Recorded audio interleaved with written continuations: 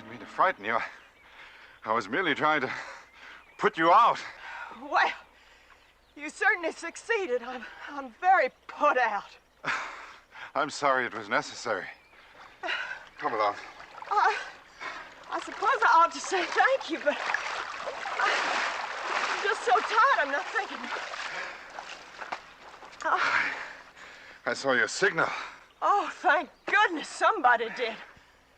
I've been lost for days. You mean you're alone? I've been looking for Boonesboro. It must be somewhere near here. I'm headed there myself. If you can walk, I'll have you there in an hour. Oh, thank goodness.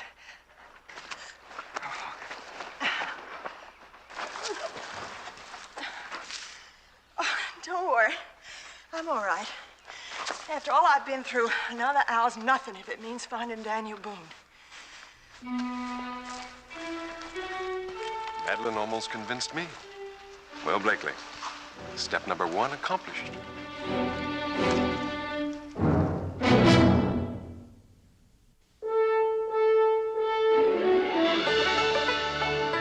Daniel Boone, what a doer, what a dream come true, what Daniel Boone. From the coonskin cap on the top of old Dan to the heel of his rawhide shoe, the rippin'est, roaring'est, fighting'est man the frontier ever knew. Daniel Boone was a man, yes, a big man, and he fought for America to make all Americans free. What a Boone, what a doer, what a dream come true was he.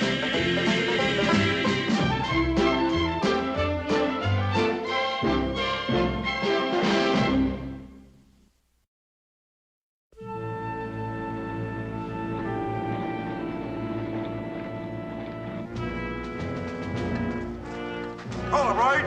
Hold. Detail. Pull. Right. Hey.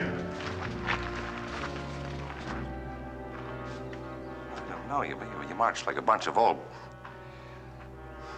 All right, now you get this through your heads and you get it straight. Soldiers you're not. Soldiers you might not want to be. But the most important battle that may ever be fought on this frontier rests on you. Well, you men are going to be ready for it if I have to march the legs off every man in this settlement. Captain, look. It's Daniel Boone. Boone's back. Dismiss him, Sergeant. That'll be all for the day. Dismiss.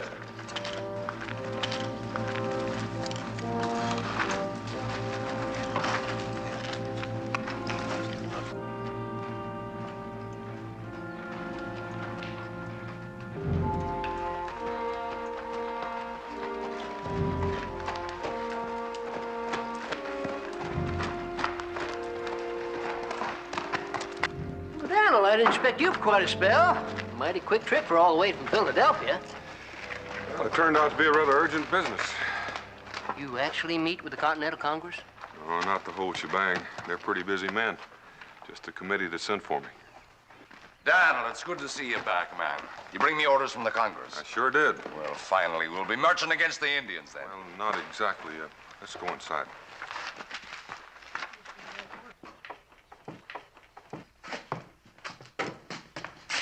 Daniel, what do you mean, not exactly? What are my orders?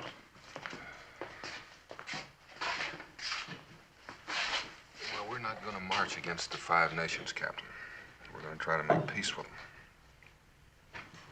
You're joking, man. Peace? Peace, is it, with the most treacherous confederation of savages in the entire territory? Now... All right. Whose brilliant idea was that, I'd like to know? Strategy Committee. They've already had word from Raincloud that he's willing to talk. So it kind of looks like the rest up to us. Well, they're a bunch of feather-brained, under-headed fools, that's what they are. They're sitting on their fat backsides up there that... Look, Daniel, you were a frontiersman. Didn't you tell him, man? You know that a strong militia force striking out from Boonesboro could break up the Indian alliance once and for all and go a long step toward driving the British permanently out of the Ohio territory. Maybe. We'd have to have a lot more luck than we've had so far. And also know that if you sign a treaty of neutrality with the 5 nations, we won't be able to attack north of the Ohio at all. I reckon. But if the Indians swing to the British, we'll be outnumbered every place we turn. But if the 5 nations agree to stay neutral, we've turned the tables. And we'll have more men on the frontier than the Redcoats can muster. Sure we will. If the Indians respect the treaty, we will. They'll respect it if Daniel signs it. And you're willing to gamble the fate of the entire frontier on that kind of blind faith, are you? I am. Well, Captain, the only real danger I see is if the British find out about our meeting with Raincloud and try to do something to stop it before we can come to an agreement. Where does this famous meeting take place? On the Ohio. Indian territory. In neutral territory. Raincloud has agreed to come with only 4 sub-chiefs to sit in council. What do you mean, with no warriors? No warriors. And you're going to take his word for that? Well, it seems he's going to take my word. Why should I doubt his?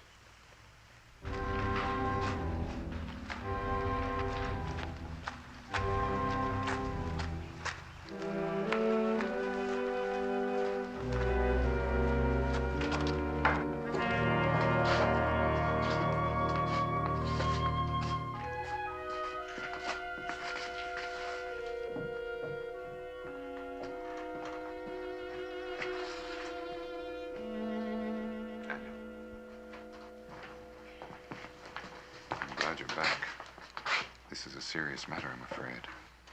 I found the lady out on the Cumberland Run, lost, trying to make her way here. Alone, as you can see. Who is she? Her name is Madeline Lorne, the victim of a massacre. There were no survivors unless some of them were carried off prisoner. She doesn't know, not even about her own husband. Where did it happen? Up in the Ohio, about 100 miles from here, a place called Tamarack. That's very close to where our council meeting is to take place. Daniel, it sounds like Raincloud has brought his warriors in spite of your agreement. Yeah. Well, we'll talk about that later. She's in no condition to answer questions now. This is something Becky can attend to. You're gonna be all right now, ma'am.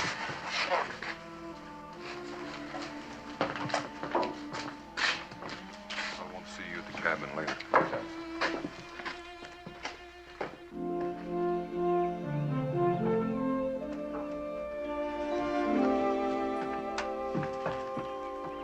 She's in there refreshing herself.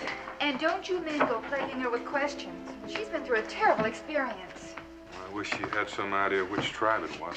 In the dead of night, how could she? Now that I know the difference in the tribes when I first came to Kentucky. You know, if there were British with them, Daniel. She said only Indians, Captain Ives. Well, there you are, then. It's something the murdering savages thought of them.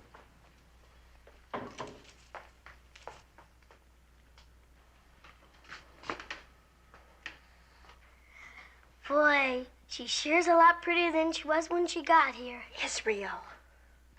Did I hear the name right? Captain Ives? He has my deepest sympathy, madam. It's not by any chance Captain Robert Ives, the hero of Portsmouth? Well, sure I was at Portsmouth, madam, but with the name hero, I think should be reserved for men far braver than I.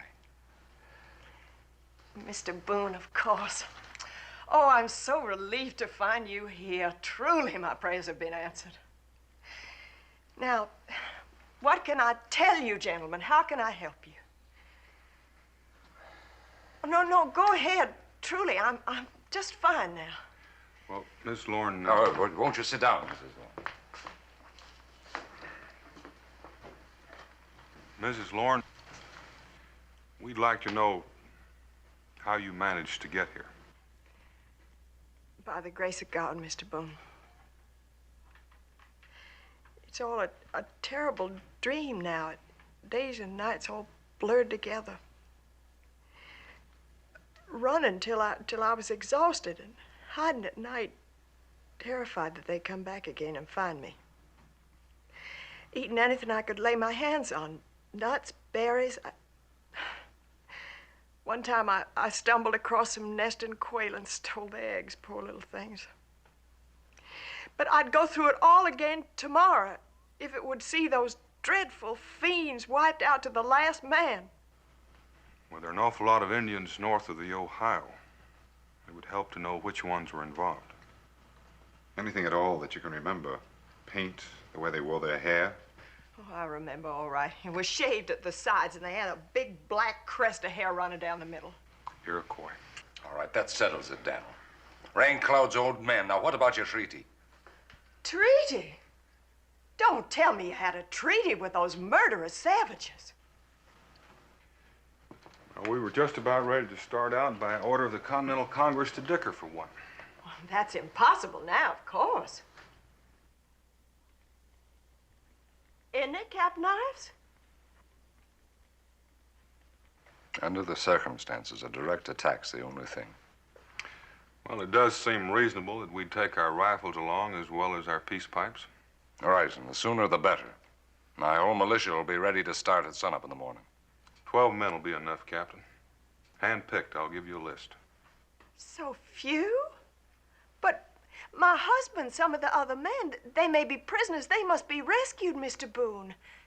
As brave a man as Captain Ives is, he can't hope to accomplish all that with just a dozen men. If we show up in force, that'll be a hostile move on our part. Rain Cloud won't counsel with us, and I won't risk that. Besides, we don't know what we're up against until we look at Mrs. Lauren's camp and find out exactly what did happen. Oh, for the love of heaven, man, hasn't the poor woman told us enough already? For now, I guess. I understand your concern over the fate of your husband and the rest. We'll free them if they're alive, and we'll try to find out who's responsible and punish them. But at the same time, we're going to try to sign a treaty with the Five Nations, too. 12 men, Captain, no more. All right, Mr. Boone, just as you say. But I think it's absolute folly, and I'll say so in my report. Well, it's a free country. And if we're lucky, it'll stay that way. Daniel, it might save time if Mrs. Lauren could give us such directions as she's able. If she could draw some sort of maps. I'll do better than that. I'll show you the way once we get somewhere near the river. You mean go with us? I admire your spunk, ma'am, but you've already walked a good many miles. Which proves I could do it again. My husband, Mr. Boone, I must know if he's alive. I can't stand to just sit here and wait. And you know I can make it, don't you, Mingo? Besides, I want to see if you're still talking treaty with them when you see what they did to us. And Captain Ives needs somebody to identify the Indians, don't you? She's right, Daniel. If any of his people are involved, Chief Raincloud certainly won't take our word for it. You know, Daniel, if it'll save us only a few hours, it'll be worth the risk. I'll personally look after her. She'll be no trouble.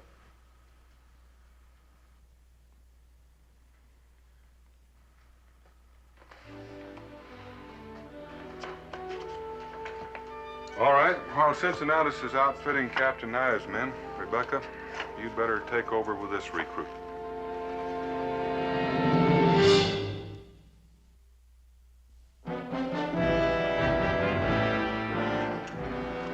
Detail, halt.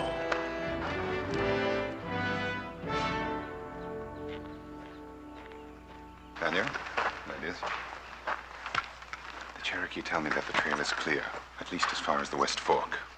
That's what I'd hoped. If the Five Nations mean peace, there's no point in watching the trail. If they mean war, they'll let us get as close as possible before they show their hand.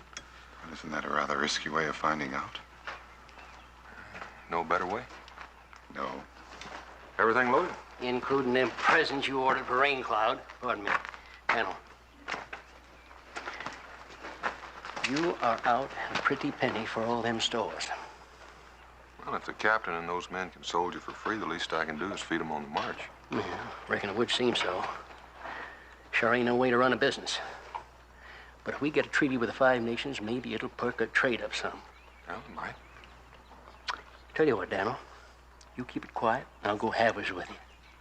Well, thank you, Cincinnatus. You keep an eye on things. Don't worry, Daniel. I'll know what to do. Ready when you are, Captain. It'll be just a moment. There's something I want to do. Mrs. Lauren.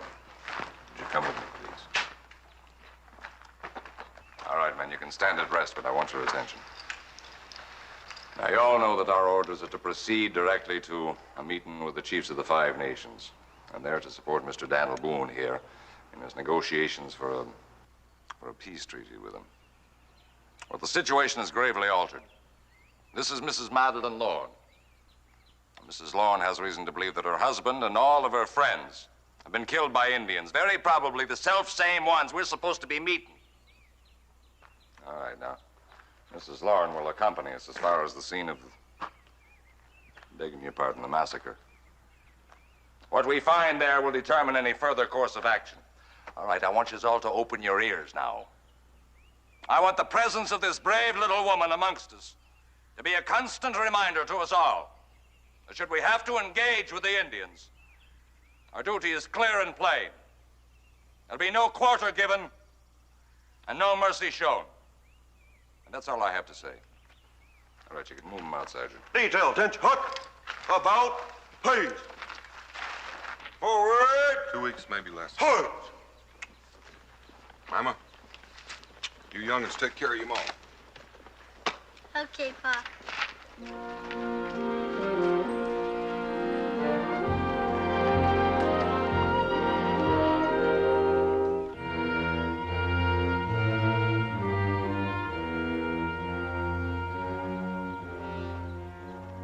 With all the hustle and bustle, I haven't had a chance to tell you how fortunate we are to have a man of your military experience with us, Captain Ives. You believe me, the good fortune is mine, madam. Maybe it's just female foolishness or intuition, but there is something that's been bothering me. I've heard it said that Mr. Boone tends to favor the Indians whenever possible. You don't think that's true, do you, Captain Ives? Well, maybe a wee bit. It's probably the influence of the Cherokee, you know. Mingo? Yeah, but don't you worry about it. I intend to give them both the full benefit of me best counsel and judgment. That does relieve my mind, but Detail. please, Captain, I do want to help, and I must find my husband, but after all your kindness to me, I could never forgive myself if my presence became a source of friction to you. Dear lady, how could your presence be anything but an inspiration to us all? What a generous thing to say. Friend Boone is a strong-minded man, you know, and perhaps he's a wee bit jealous of his reputation. We've had a difference of opinion or two already, but he seems a fair man in his way. Now, don't you worry about a thing. You just put your trust in me, Madeline.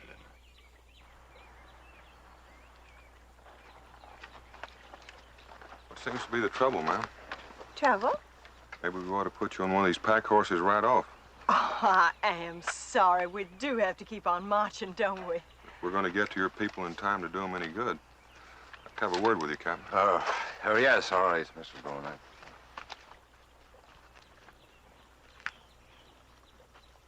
How stupid of me. I seem to be making a nuisance of myself already. Not at all, Mrs. Lorne. In Kentucky, nuisances come in a somewhat different type of package, I assure you. I generally like to stick to my own chores and appreciate the same in others. But you might want to open up your marching order a little. Well, Mr. Boone, I thought that you didn't expect any contact with the hostiles until we got to this side of the West Fork. Well, I don't. Not from the Five Nations, anyway. We don't know that they're hostile yet. And until we do, we'll just keep hoping. But I do know those boys yonder are Kentuckians. And they'd be a sight happier with more room to move around.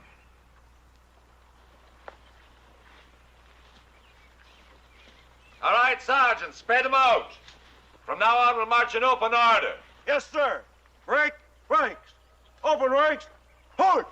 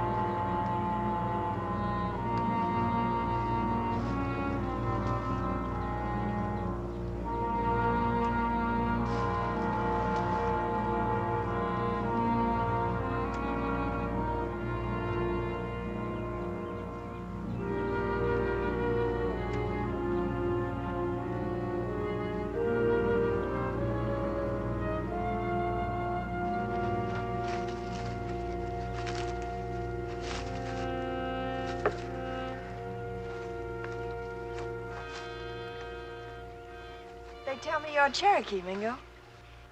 My mother was. One of the 5 civilized tribes, of course. I should have known when you found me in the woods. Your accent, your manners, the unmistakable traits of a gentleman. Some of my Cherokee ancestors might disagree. The other half was English. Really? Yes, I was brought up in London and educated there. And then you came back here? Why? Every man has his country. Then what actually are you? I'm an American. You make that sound so important. Well, isn't it to you? How can you ask that? Would I be out here on the frontier if it weren't? No, Mrs. Lorne, you ought to be taking advantage of this rest. Boone has given us precious little of it. There's liable to be even less time for it later. I'm quite all right, really, Captain Ives.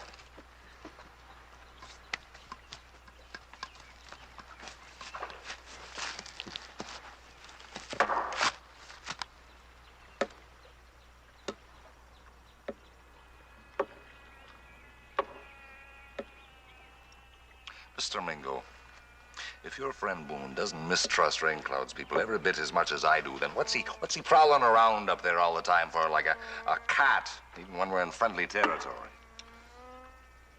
I wouldn't do that if I were you, Captain. Well, you wouldn't, would you? Question the great man's motives, is it? Question his infallible judgment. It isn't that. It's just that you're stirring up. I'm doing no such thing. Now, surely my own judgment has some right to respect.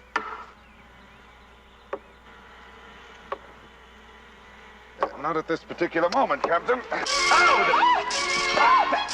Ow! Ow! Ow! Hey, we haven't got time for a swim. What is this? Some kind of Cherokee custom of yours?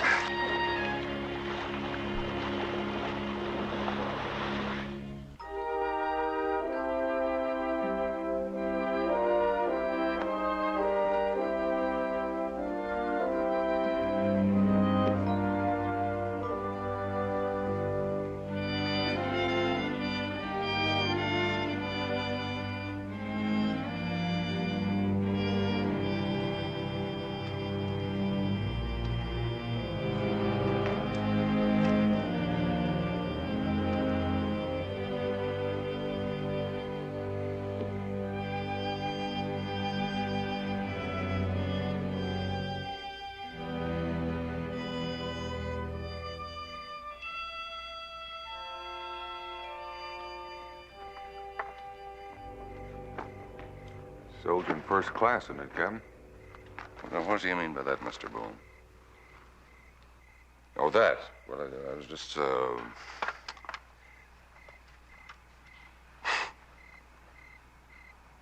She's a remarkable woman, Mr. Boone. Mm-hmm. I guess I'd better check the sentries again. I just did. Everything's quiet. Too quiet. The British are bound to know that we aim to see Raincloud and what we're after. They probably know when we started and just about where we are. And they haven't tried to stop us. I don't like it. Well, I should think that that would just be more proof that the Indians who massacred Mrs. Lawrence's party belong to Raincloud. Well, we won't have proof of anything one way or another until we look over Mrs. Lawrence's camp. Look, Boone, I know how desperately little you want to believe that Raincloud's people had anything to do with the massacre. I also know how much the treaty means to you, but confounded, man, the fate of the entire frontier rests in our hands alone right this minute. Or likely the fate of the whole country. All right, then all the more reason to face facts, then.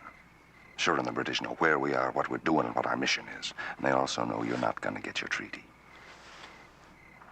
With the 5 nations out in paint, why should the Redcoats bother about us now? Now, the murdering savages will take care of that as soon as we get deep enough into their territories to suit them. If I'd only brought the rest of me militia. Well, now we'd have a fight on our hands for sure. Better turn your men in. We may be just a mite busy in the morning.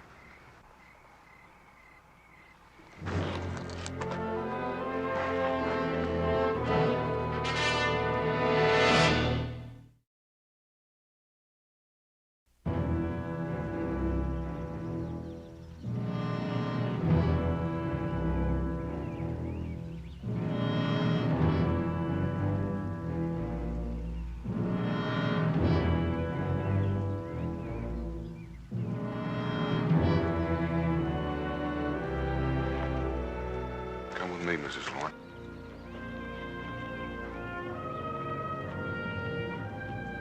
That's the hill we saw back yonder.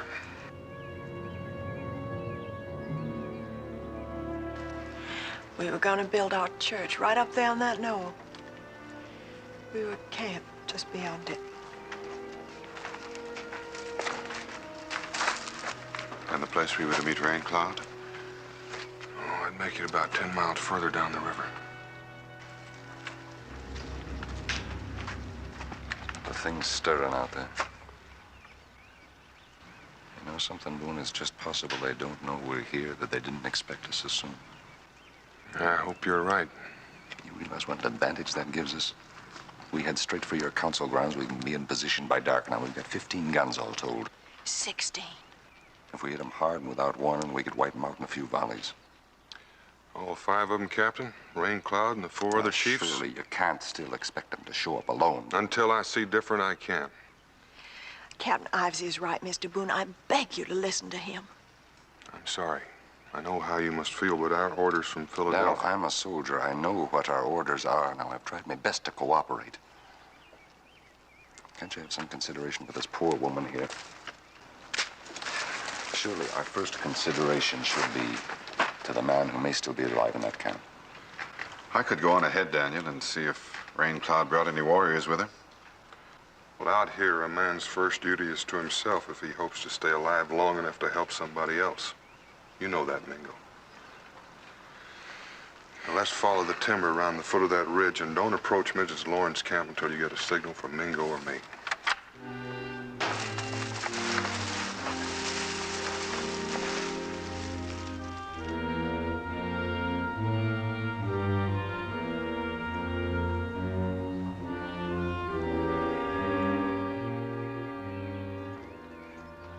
Sure you're all right?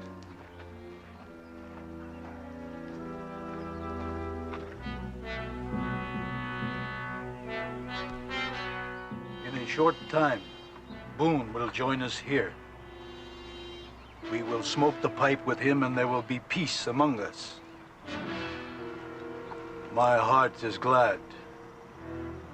It has been worth waiting for.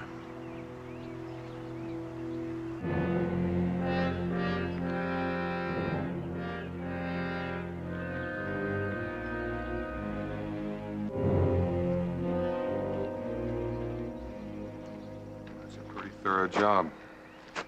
It would be if it were the Iroquois. They probably dumped the bodies in the river so no one could make count. Looks like Mrs. Lorne was a mighty lucky lady. Yes, well, it's something to be grateful for. You were really counting on that treaty with Rain Cloud, weren't you, Daniel? It beats fighting a war nobody could be sure if we could win. Well, now you've seen it, Mr. Boone. Well, it looks like you say, Miss Lorne. We'll attack at once, of course. Well, I'd like to poke around just a little bit more. Oh, go ahead, Mr. Boone. Take your time. Well, just a few minutes. Miss Lorne looks like she could use the rest. I didn't come back here to rest, Mr. Boone. Come on, Mrs. Lorne. Might as well make yourself comfortable while himself makes up his mind.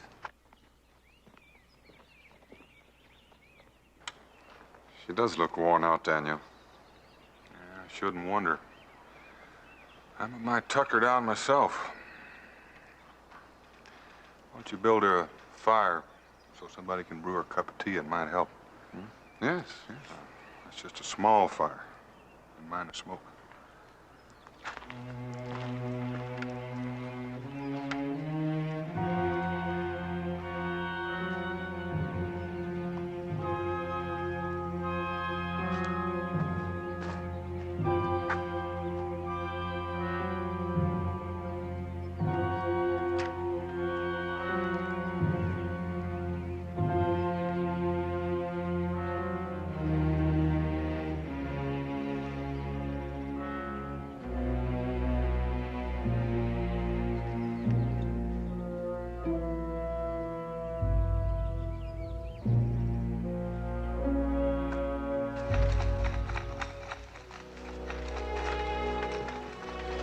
Sorry I kept you waiting, but what I wanted was at the bottom of my pack.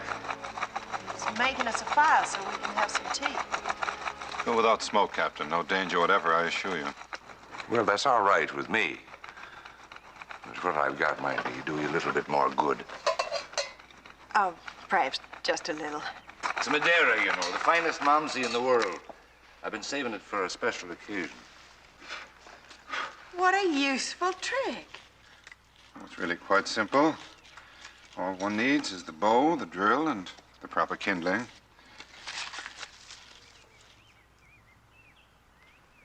You've never seen this done before? Uh-uh.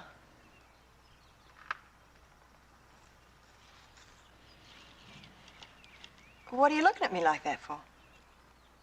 Oh, admiration, shall we say? Well, I must be getting back. I believe Daniel is waiting for me. You must try this sometime.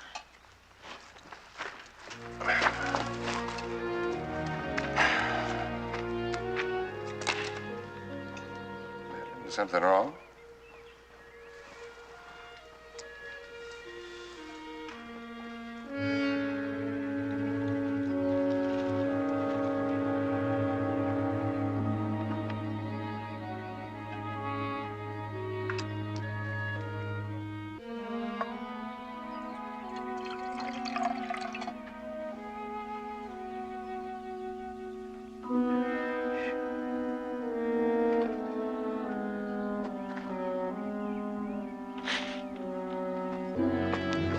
Look at that proof mark. British tall musket. Same model they've passed out to every tribe they've been able to stir up against us. Same model the English issue to their own troops. Are you trying to tell me something? When I first found Madeline Lawn, she had a fire going and was trying to signal for help with it. She didn't even have a knife, let alone a flint and steel. And I just discovered she doesn't know how to use a fire drill. Who built the signal fire for her? That is an interesting question. Are you feeling any better now? No, a little faint. I think maybe it's the wine. I'm not used to it. All right, let me fix your blankets here. You can lie down a little. No, I think I'll just go down to the stream and get a little cold water. No, don't exert yourself. I'll get it for you. Captain, if I'm going to be sick, I want to be by myself.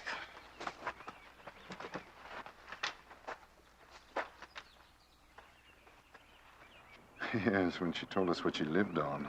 Nuts, berries, even quail eggs. A rather curious diet and hardly in season all at the same time. What do you make of all this, Daniel? Well, a British musket could have gotten here any number of ways. They could have carried off their dead as well as their prisoners. Take a look at this. It's funny how little things always trip a feller up. Salt. Plain old ordinary table salt. The most valuable and scarce item on the frontier. You think an Iroquois would overlook that? Not very likely. And it's like everything else Mrs. Lorne has told us. Her husband, her friends, the massacre. I think the British fixed up this camp so we'd believe her story. And attack Raincloud instead of making peace with her. We'd best get back to Captain Ives before she tricks him into marching on his own. Well, we'd better make our own story watertight first. Captain Ives is pretty far gone. He might be a difficult fellow to convince. That's true.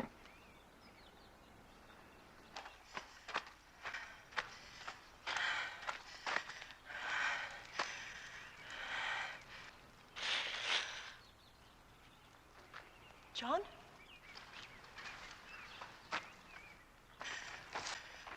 What's wrong? Why aren't they moving? That Daniel Boone. I think he suspects me. And the way that Indian friend of his looked at me, I daren't stay there any longer. They following you? No, not yet, but we still have a little time. Oh, you little fool. You're supposed to get them to attack the Iroquois camp. If they don't, the whole plan comes to nothing. Don't worry, they'll attack. Go get your horse. Do as I say. Help! Indians, help! Turn out! Turn out! Good girl. That should do it. I'll let them pass and move my troops in behind. Right. All they have to do is kill one chief, And we've done what we've been sent to do. Hang on. Come on. All right, we're heading straight for the Indian camp. Now, you watch out for Mrs. Lorne, but you shoot the first Indian you see.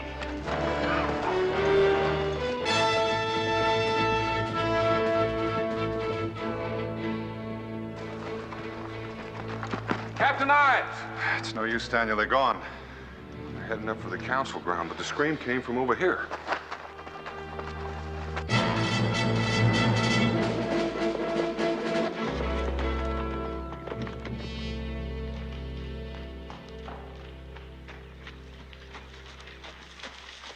My sister's done it. The Americans are on their way to attack Rain Cloud. Good news, sir. Then we'd best be on our way to attack the Americans. At once. You two, over here.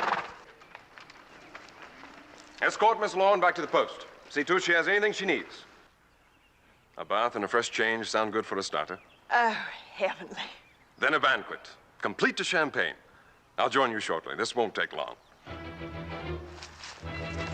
Go on, Bill and ranks.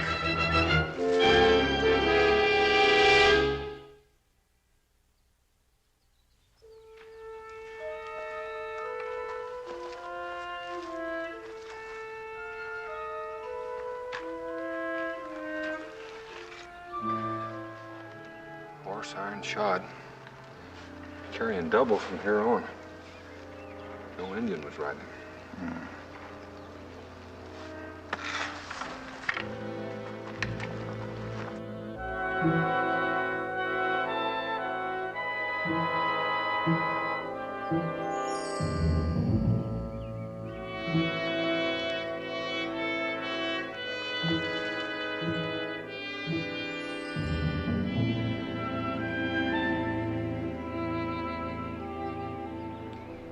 Well, there's the rest of the story. That part I can believe.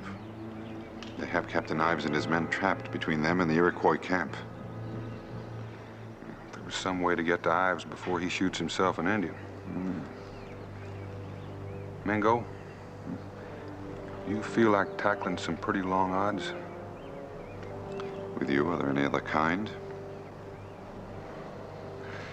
What I have in mind should work for one of us. Let's try for that patch of trees over there. They'll have to pass through it directly.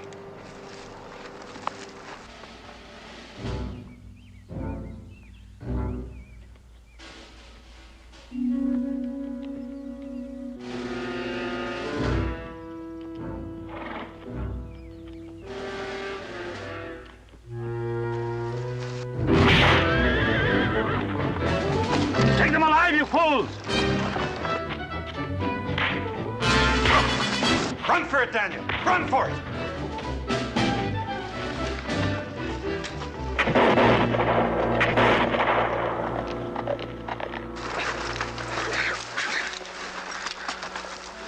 Well, Boone's Cherokee.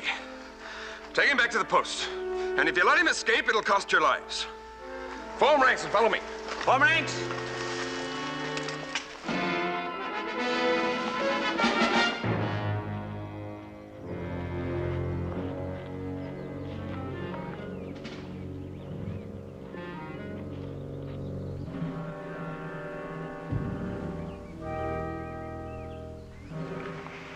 Give me a rifle.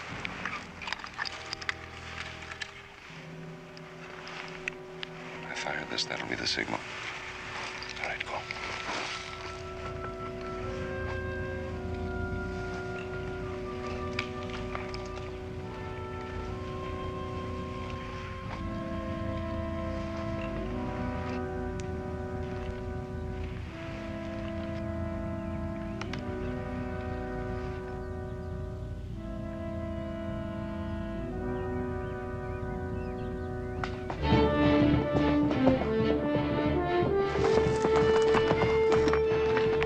Redcoats, they aim to attack. Help! Captain Ives! Can you hear me? The Redcoats are closing in behind you. You're trapped unless you get in here fast. Captain Ives! Signal if you can hear me.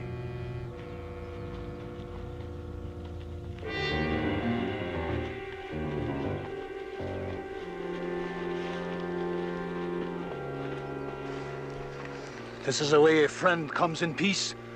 Many men, many guns. The British lied to us. They accused your warriors of burning out a camp of settlers up the valley. Not settlers' camp.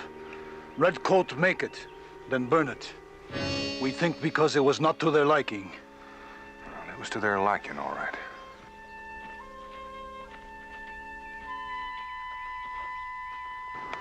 Did I hear you right, Mr. Boone? What kind of a trick is this?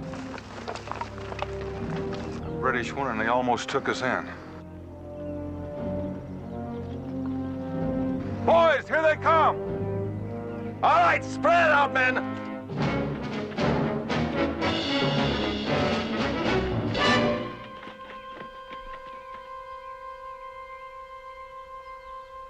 Well, Captain, here's a chance to see if your drill's gonna pay off. All right, men. Pick your target. Fire!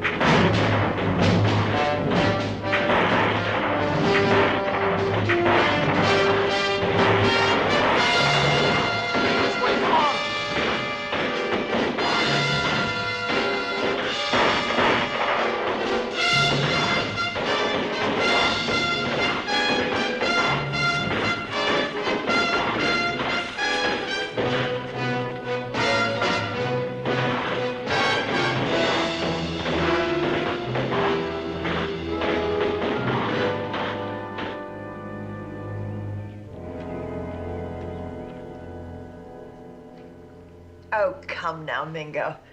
In times of war, a man uses his strength and whatever weapons his ingenuity can devise. Why not a woman?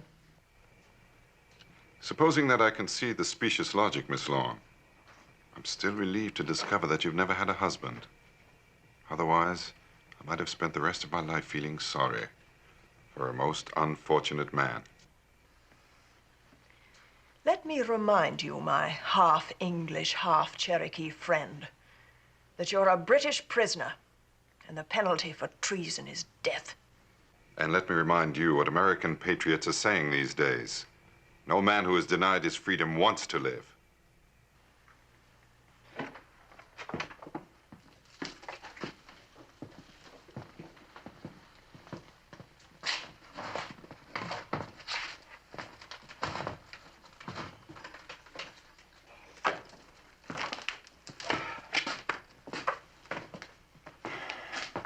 Mr. Mingo. Captain? Neighborly of you to wait for us. There for a while, I kind of thought we were going to let you down. For a while, I thought you had. Well, Captain Sin is how you're in command, and it's kind of your celebration. Why don't you sit at the head of the table? I'll sit here. Well, thank you very much, Mr. Boone.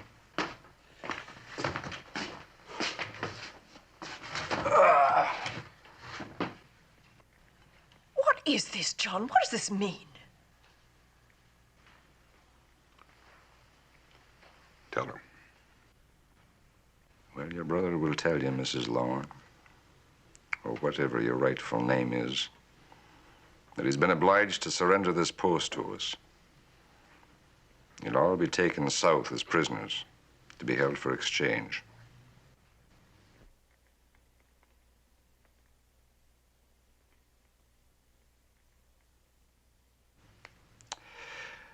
Now, if you'll excuse me, Sergeant. Yes, sir. If they're ready in the kitchen, I think you can tell them to commence serving. Oh, Sergeant, if you can lay your hand on some paper and quill, we might as well get that treaty down with Rain Cloud in writing while we're waiting. Right away, Daniel.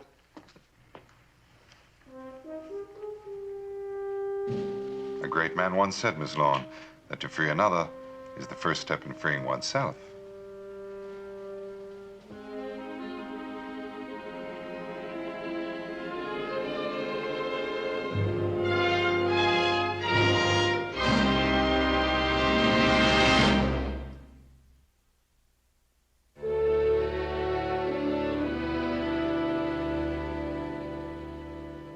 How she took in 3 grown men so completely, I'll never know. No, it isn't as difficult as you think, Captain. You know something, Mingo? There was a time or two there I would have bent a musket barrel over your head.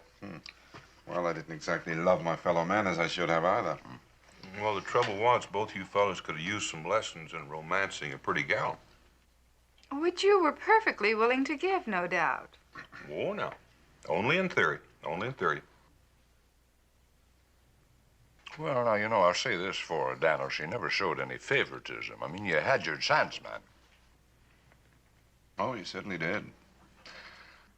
Oh, the way she clung to your neck as you crossed that ford. Shameful it was. Really? Can't we talk about anything else but that woman?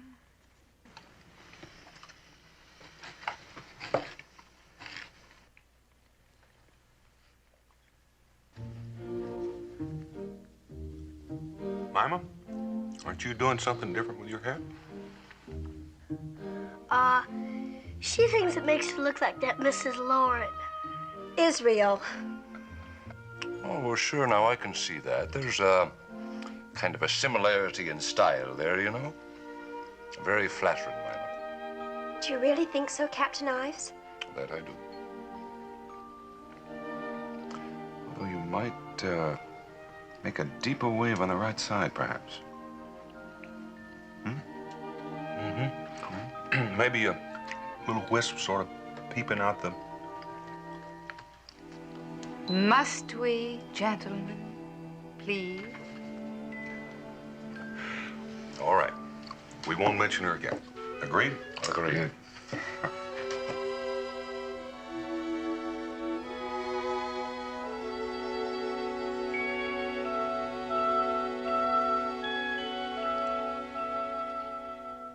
No use, Ma. They ain't saying it all right, but you sure can hear what they're thinking.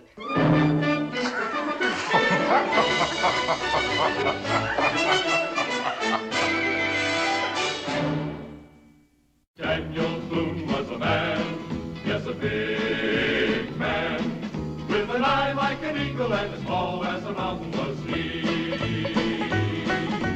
Daniel Boone was a man, yes, a big man. He was brave, he was fearless, and as tough as a mighty oak tree. From the coonskin cap on the top of old Dan to the heel of his rawhide shoe, the ripplingest, roaringest, fightingest man the frontier ever knew. Daniel Boone was a man, yes, a big man, with an eye like an eagle and as tall as a mountain was he. Daniel Boone was a man, yes, a big man. What a boon, what a doer, what a dream come